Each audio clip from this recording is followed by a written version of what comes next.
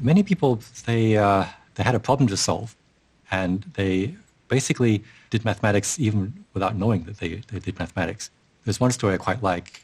So there was this mathematician named Johannes Kepler in the 17th century, and he once had to purchase wine for, I think, his daughter's wedding.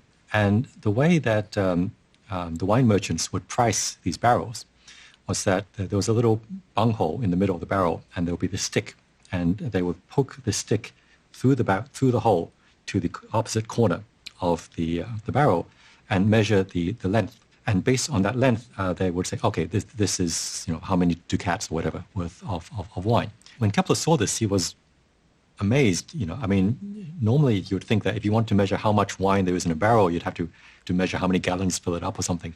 And this was a very quick way. And for these wine merchants, it worked apparently. And they couldn't explain why it worked.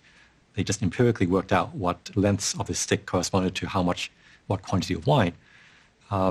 So Kepler got very intrigued, and he approached the problem mathematically. He considered wine barrels of various widths and heights and computed the lengths of the sticks and their volumes. And he did indeed see that there was actually this very nice relationship. The barrels that were made in Austria, they were all roughly the same shape. And it turned out that if you made the barrel 5% narrower or 5% wider, the relationship between volume and the length of the stick was roughly the same. The dependence of volume on the shape of the barrel was actually at near a local maximum. Local maximum refers to a situation in which any small change in the unknown variables, in this case the shape of the barrel, would lead to a reduction in the quantity being studied, which in this case is the volume of the barrel.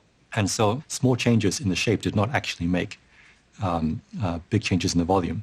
And in fact, Kepler developed some of the early tools of calculus in order to solve this problem. And it was actually quite important for later development of mathematics. So there's a lot of mathematical problems that we just encounter in our everyday lives.